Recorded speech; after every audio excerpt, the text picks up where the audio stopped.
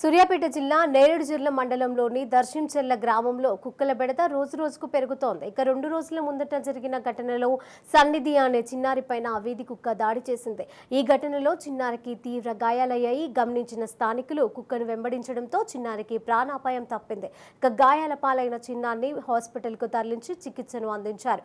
కాగా చిన్నారిపై పడి వీధి కుక్క ఎలా దాడి చేసిందో సీసీ కెమెరాలో రికార్డ్ అయ్యాయి. అయితే వీధి కుక్కల బెడద నుంచి తమను రక్షించాలని చిన్నారి తండ్రి ఆవేదన వ్యక్తం చేస్తున్నారు. ఇక మున్సిపల్ అధికారులు పట్టించుకుని వేది కుక్కల బెడద తప్పించాలని అన్నారు. చిన్న పిల్లలే కాకుండా పెద్దలు కూడా బయటకు తిరగాలంటే భయపడే పరిస్థితి ఉందని తెలిపారు. వెంటనే అధికారులు స్పందించి చర్యలు తీసుకోవాలని కోరారు.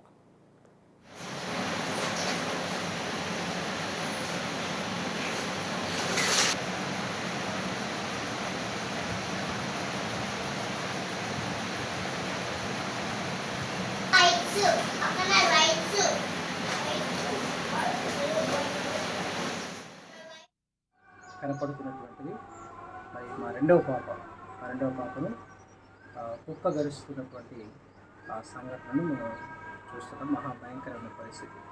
ఈ గ్రామంలో భయంకరమైనటువంటి కుక్కలు, వీధి కుక్కలు ఉండడం కూడా మేము చూస్తూ ఉన్నాం. మరి రోడ్ల వెంట పడుకుంటూ బైకులపై, వాహనాలపై, ద్విచక్ర వాహనాలపై పోయేటువంటి వారి వెంట కూడా పడుతుండడం గమనిస్తూ ఉన్నాం. మరి వీధి కుక్కల విషయంలో మరి గ్రామ పంచాయతీ పరిధిలో ఉన్నటువంటి ప్రభుత్వ అధికారులు కానీ లేక నాయకులు కానీ మరి స్పందించేటువంటి విషయమై కూడా మేము వారికి ఇటు విషయాన్ని, ఈ సంఘటన వారి ముందుకు తీసుకువెళ్ళడానికి మరి ప్రయత్నం చేస్తూ ఉన్నాం.